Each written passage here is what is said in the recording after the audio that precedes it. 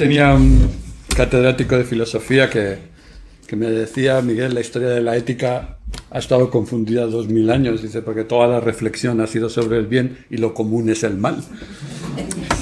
Entonces, con esto vamos a hilar también un poco con Estrella, que nos va a hablar de teorías de la conspiración. Es catedrática de Sociología de la Universidad de Huelva, doctora en Sociología y licenciada en Ciencias Políticas y Sociología. Es la presidenta de la Asociación Andaluza de Sociología, directora del Grupo de Investigación de Estudios Sociales e Intervención Social. A lo largo de su carrera, la profesora Gualda ha publicado alrededor de los campos de la sociología, la exclusión social, las migraciones, las minorías, temas transfronterizos, redes sociales, capital social y, más recientemente, en lo que nos preocupa mucho a otros, los medios sociales, el social big data, y el título de su ponencia es Construcción de identidades, teoría de la conspiración y desinformación en momentos de posverdad. Muchísimas gracias, Estrella, por haber venido y encantado de tenerte con nosotros. Bueno, gracias a vosotros por darme la oportunidad de poder compartir en este escenario. Yo creo que aparte de esas cosas que tienen que ver con la experiencia, en cierto modo lo que me ha ido llevando a este escenario de Big Data o de teorías de la conspiración tiene que ver, por una parte, esta preocupación por lo social y la desigualdad.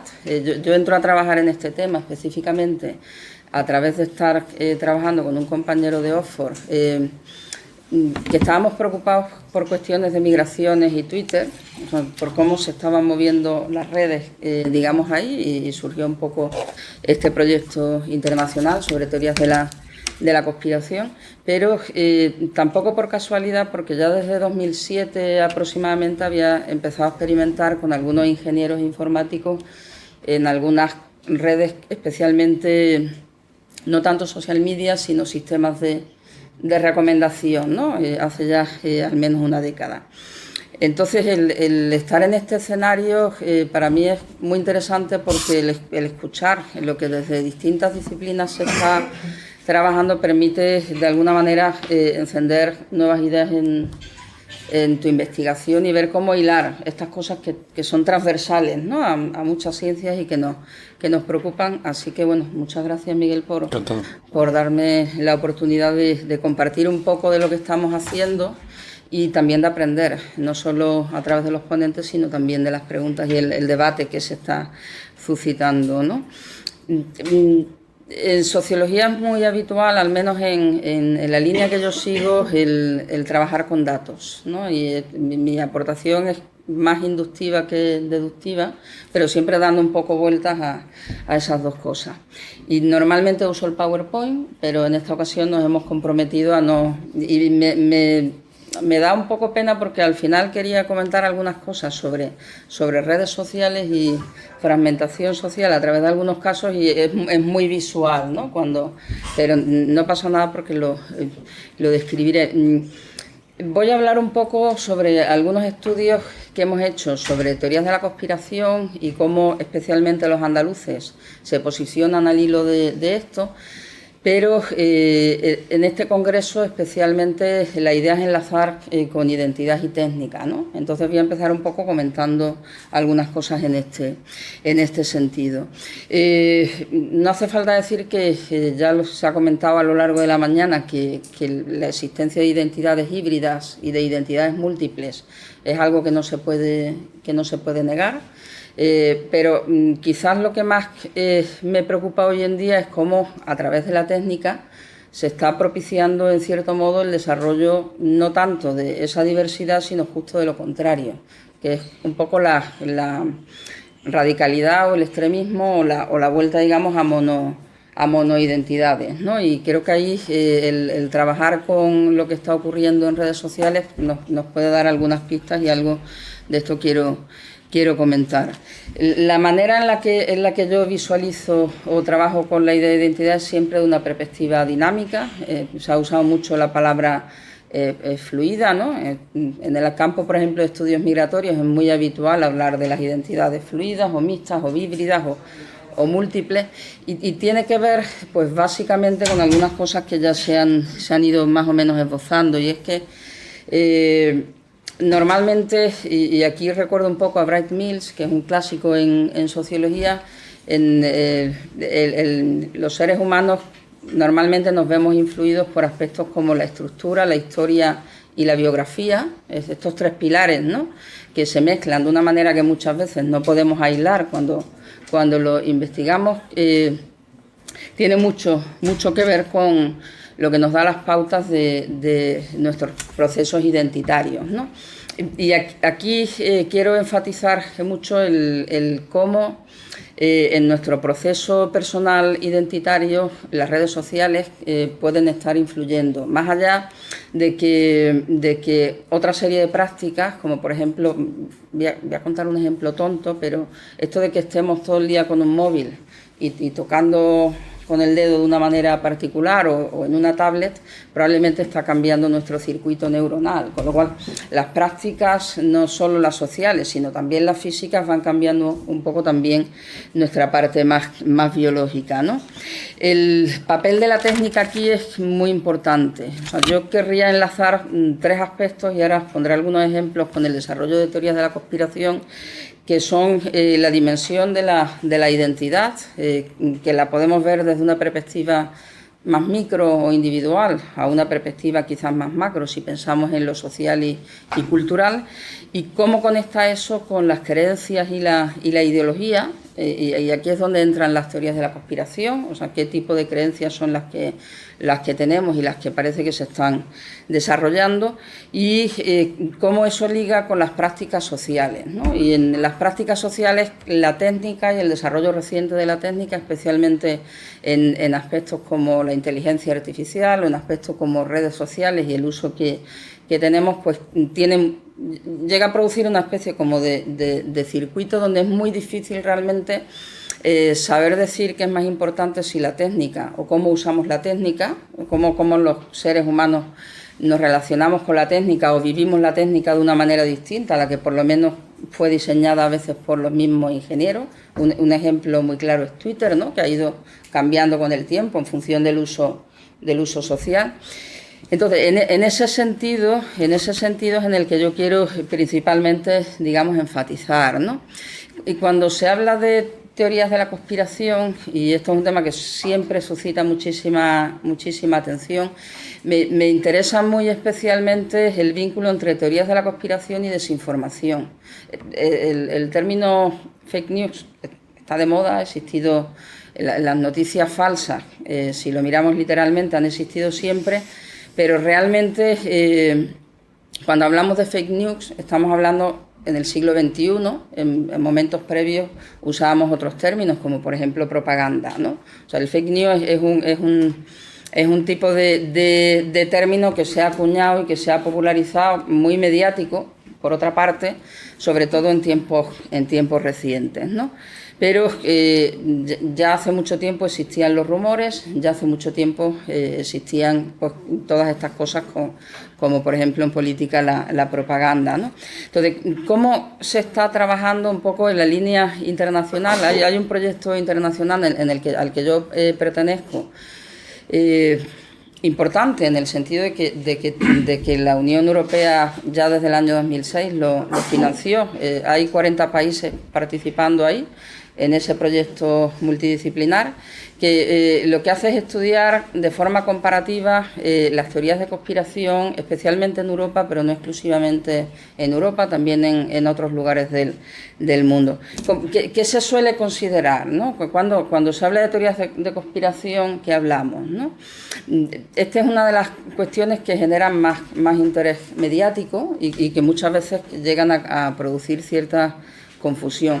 Una de las cosas que, por ejemplo, hemos encontrado es que cuando se habla de teorías de conspiración se confunde mucho con la idea misma de conspiración. O sea, una cosa es conspiración como término teórico y otro es hablar de teorías de la conspiración, ¿no? Entonces, claro, la definición más sencilla de qué es esa cosa llamada teoría de la conspiración quizás es decir algo así como una explicación alternativa a la oficial. Lo que pasa es que, claro, tampoco esa definición es tan sencilla, porque lo oficial en cierto modo es contextual. Depende del contexto social o histórico en el que estemos, pues se puede considerar de una forma u otra. En cualquier caso, hay expertos que están midiendo el desarrollo de las teorías de la conspiración y, sobre todo, lo que más me interesa, las creencias en las teorías de la conspiración. O sea, qué personas o qué perfil sociológico hay detrás de aquellas personas que tienen más tendencia a creer teorías de la conspiración. Teorías de la conspiración pueden ser desde algo más o menos neutro, como por ejemplo pensar que Lady Di, que esto es una de las cosas sobre las que hay una serie de estudios en las cuales se ha comparado este tipo de creencias, pensar que Lady Di realmente no tuvo un accidente, a cosas más serias que tienen que ver con el rechazo a la ciencia, como por ejemplo pensar que el hombre no llegó a la luna nunca y que todo es un montaje, ¿no? Si vemos lo que algunos estudios dicen, por ejemplo, en el caso de Andalucía, el 20% de los andaluces en una encuesta que hicimos nos dijo que el hombre no había llegado a la luna. O sea, ¿qué quiero decir? Que hay, incluso en evidencias científicas que parecen bastante probadas, incluso ahí podemos encontrar a un grupo amplio de partidarios que piensan justo lo contrario, ¿no? Si preguntamos por otro tipo de teorías de la conspiración, por ejemplo, en el ámbito de las religiones y de las migraciones, la idea esta de Eurabia o la invasión de Europa a través del Islam, pues por ejemplo en Andalucía en nuestro estudio hemos encontrado como dos polos muy opuestos y muy extremos, ¿no? 1 de cada 4 andaluces piensan que, en una escala de 0 a 10, piensan que 10, o sea que sí, que nos está invadiendo el Islam, y 1 de cada 4 piensa que 0, o sea, digamos los dos polos y luego un grupo intermedio. En cambio, estos mismos andaluces que piensan esto con respecto al Islam no le prestan ninguna atención a la cuestión de los judíos, lo cual es muy interesante porque contrastado esto con lo que en otros países de Europa Central especialmente se ha ido encontrando, es justo lo contrario. El contexto, digamos, es muy importante a la hora de creer unas cosas u otras, ¿no? O sea, digamos, no podemos pensar en teorías de la conspiración colgadas en el vacío, sino que muchas veces triunfan más o triunfan menos dependiendo del caldo de cultivo o del contexto donde se lanzan, ¿no? Como una cosa así de manera genérica. Hay otro descubrimiento que aparece en muchas investigaciones sobre teorías de la conspiración y que algunos, especialmente en el ámbito de la psicología y de la psicología social, ligan con lo que han llamado, digamos, una especie de mentalidad conspiranoica o una tendencia, ¿no?, a creer en teorías de la conspiración. Es que es muy habitual que cuando una persona cree en una de las teorías de la conspiración sobre las que se le ha preguntado, normalmente cree en un puñado de ellas, ¿no? O sea, no es me creo solo lo de la luna, sino que me creo unas cuantas más, ¿no? Eso es un poco la tendencia a creer en distintas teorías de la conspiración. Claro, el problema fundamental con esto es que muchas de esas teorías de la conspiración suponen un gran riesgo para la sociedad.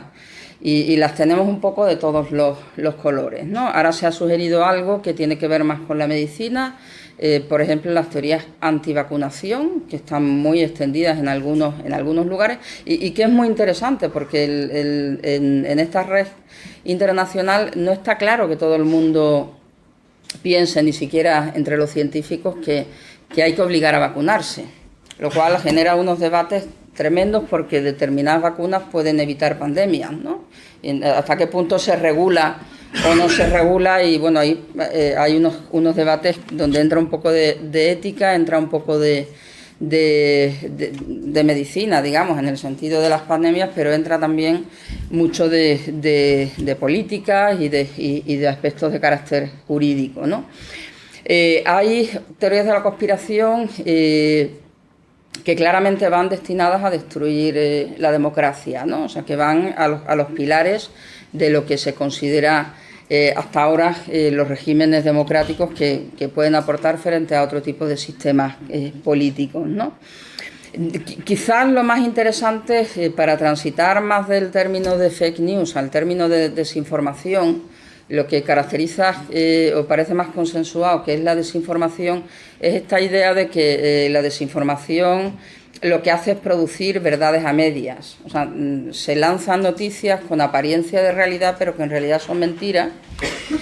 Son verdades a medias. Claro, al ser verdades a medias es muy fácil que la gente las crea, y esto es un tema de gran preocupación. En los estudios que hay europeos sobre fake news y desinformación, lo que sabemos es que en todas las encuestas que se han hecho ahora mismo en Europa, en distintos países, España incluida entre ellos, pues la mayor parte de la población no sabe reconocer e identificar una fake news, no sabe reconocer si lo que le están contando hoy en día es verdadero o falso, lo cual es un gran problema en la medida en que cualquier verdad a media o cualquier noticia o cualquier acto de propaganda bien hecho técnicamente, estoy pensando por ejemplo en las deepfakes, que bueno, manipulan a través del ordenador y dan una apariencia de realidad que cualquiera puede perfectamente creerse.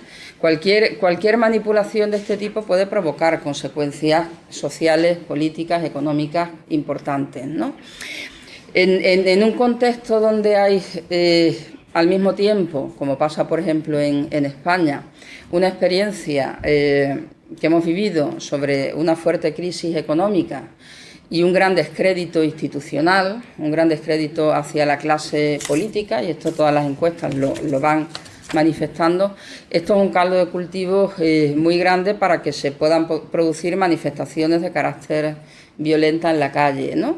Estaba pensando recientemente en cómo a través de la técnica ha emergido el Tsunami Democratic y no ha habido capacidad de hacer ahí nada. Es más, y esto es un tema de debate, cuando se han cerrado determinadas páginas en Hijab, que es la libertad para los informáticos y los ingenieros, ¿no? El código en abierto, pero ahora se cierra, eso en sí mismo genera una gran polémica, ¿no? Entonces, en todo este contexto es súper importante la palabra desintermediación.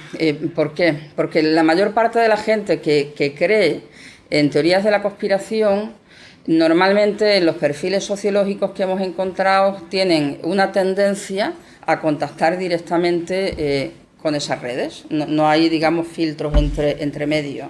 Entonces, un perfil de personas que tiende a ser desconfiada y que da mucho descrédito a los lenguajes o discursos oficiales, si a eso se le suma la facilidad que tiene contactar directamente con la técnica o a través de la técnica, es fácilmente manipulable, ¿no? Y ese es quizás uno de los aspectos que más preocupan.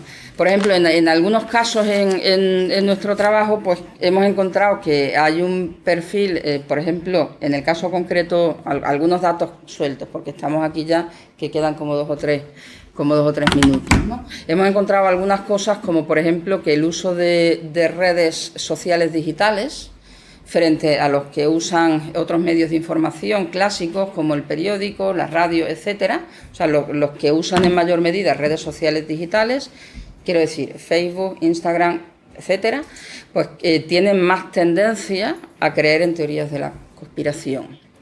O sea, el uso de redes sociales, o sea, la técnica parece que está intermediando de alguna manera en esa relación entre la construcción de identidades y las creencias, ¿no? Al menos en los datos que hemos conseguido obtener a través de distintas encuestas.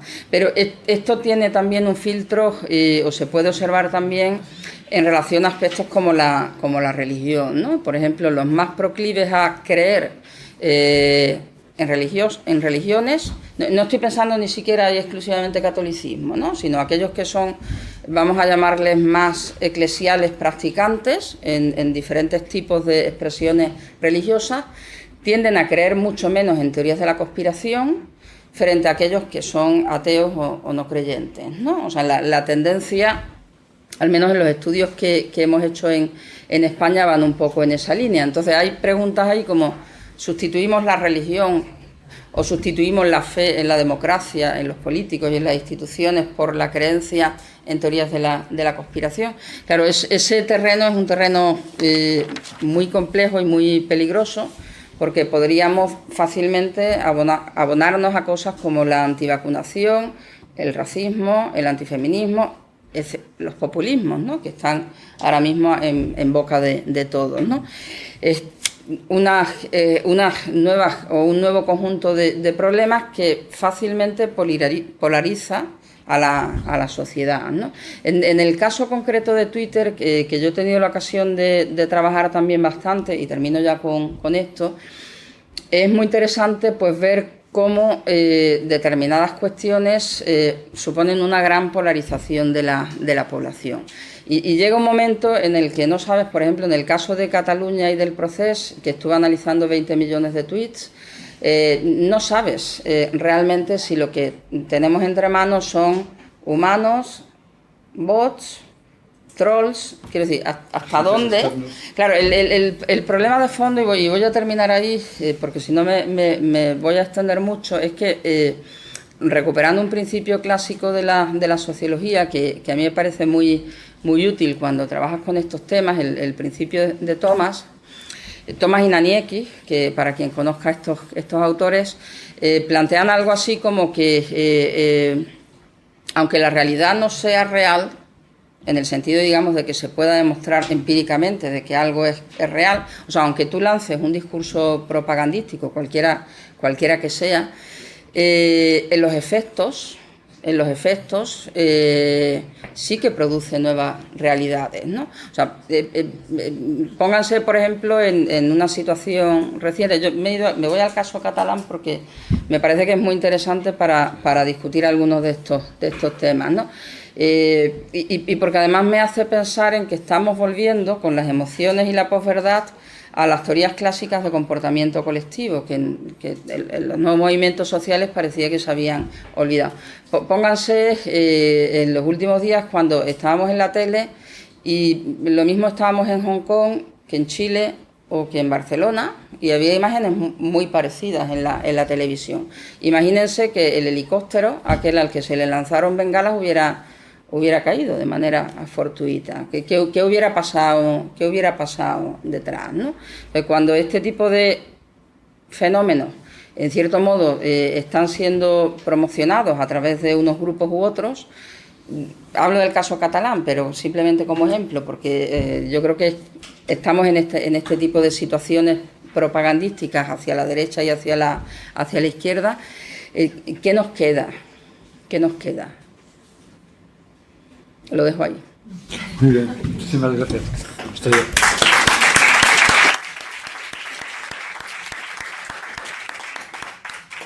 ¿Preguntas? Ángel. Sí, es muy interesante y me interesa mucho. Una cosa porque al final, aparte de medir los fenómenos, una cosa es cómo hacemos que la sociedad corrija su posición actual de creencia, de noticias falsas, o bulos, etcétera, etcétera. Entonces, una cosa que a mí me gustaría saber si habéis estudiado o no es con qué aspectos culturales, demográficos, etcétera, correla los grupos sociales que consumen o creen con mayor facilidad el tema de las fake news. Has hablado de algo que me llama mucho la atención, es la religión. Yo esperaba el efecto contrario, que gente muy religiosa se creyesen más las noticias que gente atea, etcétera, etcétera. Todo eso me ha sorprendido, pero hablo de cosas como hay nivel educativo, porque básicamente si aplicando de una manera un factor corrector sería vamos a hacer algo muy religioso para intentar que entiendo que no, a lo mejor no es el camino a seguir, pero bueno, hay religiones paralelas, ¿no? Sí. Un análisis simple alguien podría concluir eso, pero son cosas se me viene a la cabeza si correla con nivel educativo, es decir, si el mayor nivel educativo genera menos predisposición a aceptar este tipo de noticias, edad, género, no sé, si habéis analizado ese tipo de cosas para entender no solo la parte de entender el fenómeno, sino qué tenemos que hacer como sociedad para corregir eso como individuos. Y luego una segunda pregunta, que no sé si habéis mirado algún estudio en Science, creo que el año pasado, que hizo Sina Nadal de MIT, de Slogan, en el cual analizaban no sé cuántos años de tweets, de propagación, y analizaban noticias falsas frente a noticias no falsas, y lo que determinaban es que nosotros como individuos tenemos mayor predisposición a difundir noticias que eran falsas frente a noticias que no eran falsas. Y eso llega a un momento que es la decisión individual del individuo. Si hago retweet de una cosa a otra, es una decisión individual, no es una decisión colectiva. Si tienes alguna idea o por tus estudios o por tu opinión personal, el por qué como individuos tendemos más a dar mayor visibilidad a noticias falsas, quizás porque sean más polarizadas o que sean, no. Entonces, ¿tienes alguna teoría sobre eso? Sí, hay varias cosas ahí. Lo primero, hay que acotar bien cuando se miden las creencias en teorías de la conspiración, porque hay, digamos, como dos tendencias a la hora de medir, y además en muchos estudios se utilizan ambas formas de medir. De la manera en que medimos es importante, ¿no? Hay algunas baterías muy consensuadas internacionalmente sobre medir las creencias genéricas en teorías de la conspiración, que esto es cuando incorporas ítems del estilo pues no me creo nada de la información que hay en el mundo, ¿no? Que son como cosas muy genéricas, pero luego hay otras baterías de preguntas que llaman específicamente a aspectos concretos o a teorías de la conspiración que se lanzan de manera concreta, ¿no?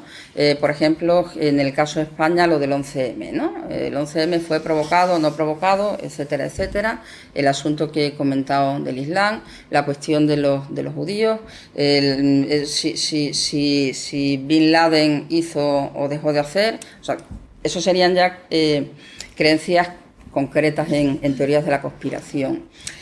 Los resultados muchas veces difieren.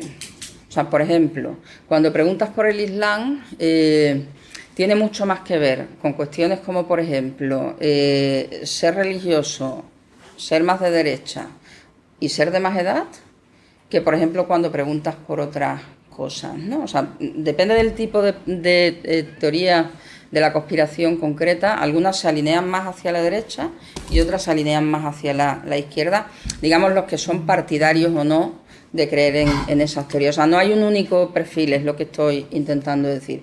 Pero lo de la religión tiene sentido, ¿no? En el sentido de que lo que hemos encontrado, por ejemplo, si lo vemos también desde el filtro político, es que los que votan en blanco, o, por ejemplo, los que votan Unidos Podemos, son más proclives a creer en teorías de la conspiración frente a los que son más votantes del PP, por ejemplo. Pero ahí hay un factor que atraviesa, que también hemos detectado, y es la edad. Pasa igual con Ciudadanos. Los de Ciudadanos son más proclives a creer en teorías de la conspiración que los del PP, pero tiene que ver con la edad de los votantes y tiene que ver con algo súper importante, que es la intensidad del consumo de redes sociales virtuales. Estos perfiles de votantes están más en las redes que otros perfiles de votantes. Entonces, lo que da la impresión es que es un perfil, porque hemos preguntado también por cuestiones como la confianza hacia las instituciones y este tipo de historias, ¿no? Entonces, da la sensación de que este perfil muy crítico de personas, y que además normalmente no confía en las instituciones, puntúan con un 80% de desconfianza hacia las instituciones, están empezando a desplazar su confianza hacia otros escenarios, ¿no? Y esos otros escenarios pueden ser a veces medicinas alternativas, pero otras veces puede ser antivacunación, otras veces pues puede ser creer que el incendio de Doñana fue provocado hace 2 años. O sea, el escenario en el que luego se concreta puede ser... Claro, el problema de fondo es que si el 80% o el 60% o el 70% de la población en un lugar no cree, y esto es lo que hemos encontrado en Andalucía, globalmente, el 70% de la población no cree en las instituciones.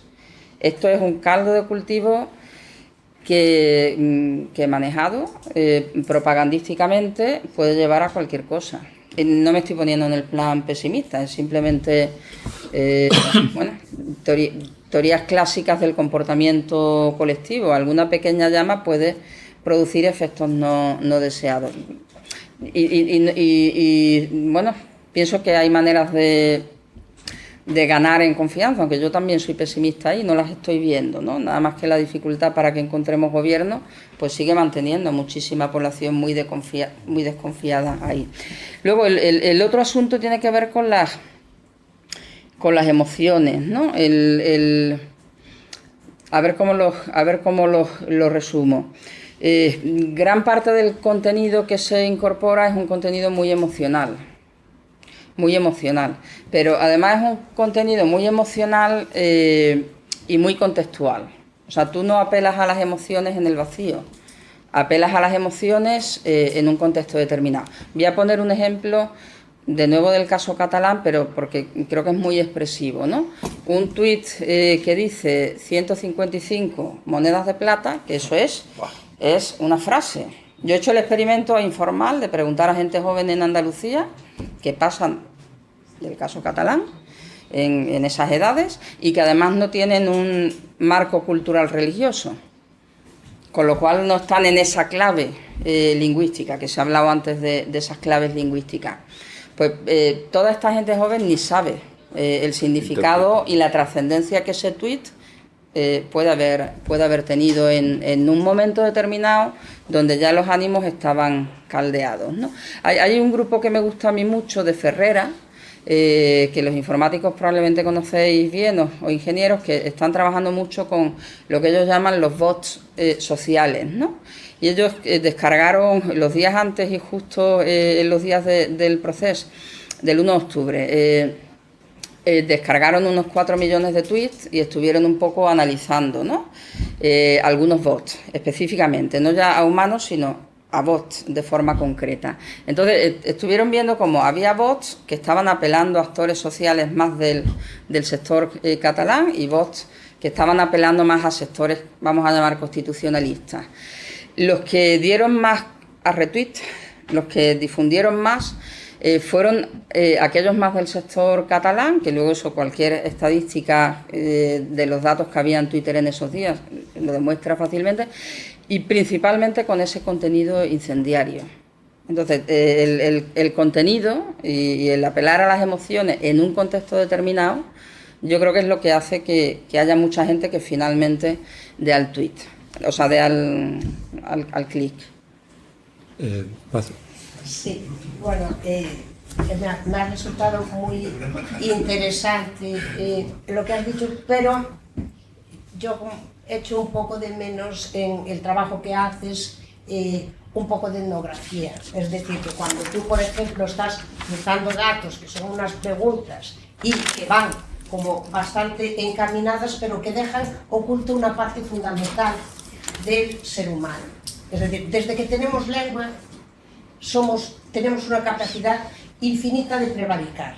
En el momento en que yo hablo de una situación que no está ocurriendo en ese momento, la estoy contando, y la situación no es empírica. Es decir, que lo que se llaman conspiraciones, porque teoría es muy exagerado, o sea, teoría ya reviste con un cierto aire de seriedad cosas que, según las técnicas de comunicación, por ejemplo, fundamentalmente desde la existencia de escritura, aparecen ciertos momentos que luego tuvieron consecuencias dramáticas con cosas como el libelo de la hostia, las persecuciones así de este tipo. Es decir, la existencia de una tecnología, aunque no fuera extendida, ¿no? Aumentaba el volumen de la prevaricación que uno tiene contando o una trola o una versión, ¿no? Como dicen, de un hecho ocurrido. Eso en toda sociedad humana, incluso la manipulación política de los rumores. Yo me acuerdo cuando eran los sucesos terribles del Ejido, ¿no? En los periódicos de Almería hablaban de cosas tan medievales como que los moros habían envenenado las aguas y los niños llevaban una botellita, y eso aún no había internet, una botellita de agua al colegio porque las aguas del pueblo estaban envenenadas. Eso lo estudió el antropólogo Ubaldo Martínez Veiga, que estuvo allí en el Ejido mientras pasaban todas estas cosas. Entonces, hay un tipo de recurrencia de cosas que ocurren, de canales, de mecanismos, y que lo más importante, por ejemplo, tú dices creencias, pero claro, la creencia, por ejemplo, en una religión es irrelevante. Hay mucha gente religiosa, por ejemplo, judía, que no cree en Dios, pero sí cumple todas las prácticas religiosas. En el hinduismo, es decir, no, la parte del dogma religioso es importante, lo que viene en el credo de Nicea para los católicos, eso es importante para los teólogos y todos estos, para la gente. Lo que es importante son otro tipo de cosas, es que exista una comunidad religiosa, lo mismo que existe una comunidad donde se propagan las cosas, pero entonces creencia a mí me parece un término un poco flojo, porque acaba entrando todo tipo de cosas. O sea, no sé, yo creo que cuando haces etnografía y estás en un trabajo de campo, las cosas se ven con otra perspectiva complementaria, que es absolutamente necesaria a la métrica, complementaria a la métrica, ¿no? Entonces, yo no sé si por ahí no intuyes que a veces estar midiendo tiene unas limitaciones, lo mismo que la etnografía sola también tiene otras limitaciones, es decir, trabajar de otra forma también. Bueno, yo soy métodos mixtos. Quiero decir que trabajo tanto con etnografías o con análisis visual en Twitter o en escenarios fuera de las redes sociales durante muchos años. Pero sí que hay, yo creo que dos cosas para que se entienda bien un poco de qué se habla cuando se habla de teorías de la conspiración. Podemos quitar la palabra teoría si nos parece muy fuerte. Quizás en el marco... En el marco, digamos, de la bibliografía internacional, si no la buscas como teorías de la conspiración, los artículos no van a aparecer en la base de datos. Pero independientemente de eso, lo que sí hay un consenso muy grande es que son explicaciones alternativas a las oficiales, cualesquiera que sean las oficiales, ¿no? Y que en determinados contextos están triunfando mucho, y especialmente actualmente por el altavoz que internacionaliza, que tiene que ver con las redes sociales, ¿no? Siempre las ha habido. En sociología del rumor, bueno, pues hay una experiencia muy amplia en ese sentido, y en antropología evidentemente es una cosa que se conoce desde los inicios, ¿no? Pero sí es importante delimitar entre que tú creas o no en que el hombre no ha llegado a la luna, a que de facto el hombre no haya llegado a la luna. Entonces normalmente, o que haya habido gente que haya manipulado una sociedad. O sea, se suele delimitar conceptualmente lo que es una conspiración en sí misma, y muchas veces ni siquiera sabemos qué están pasando o qué han pasado, de lo que es lo que la gente piensa o cree. Nos guste más la palabra creencia. Se suele medir a través de cuestionarios o a través de entrevistas cualitativas o a través de otros métodos, preguntándole a la gente qué piensa o qué cree, qué opina sobre determinadas cosas, ¿no? Claro, la palabra teoría la visualizamos siempre desde el modo científico de pensar, pero cuando se pregunta no se le dice a la gente, oye, ¿usted cree en esta teoría de la conspiración? O sea, los cuestionarios no van en esta línea. O sea, va más un poco la línea de si la gente cree o no cree en determinadas cosas sobre las que se le pregunta, tanto de forma cuanti como de forma quali. Y luego no es algo que sea radicalmente nuevo. O sea, siempre ha habido teorías de la conspiración. Yo creo que lo más característico y el factor, digamos, que genera esta capacidad de hacer daño algunas veces, en algunas concretas o en la creencia de algunas concretas, es el altavoz que supone la globalización y los medios técnicos que usamos para desarrollarlas para difundirlas, ¿no? De un segundo al siguiente. Bien. Yo creo que las preguntas que había, vamos a pasar a la siguiente conferencia. En la hora de comer podéis acribillar a Estrella, porque yo tendría como otras 5 preguntas por hacerte, pero nos vamos en la siguiente. ¿Vale? Muchísimas gracias, Estrella.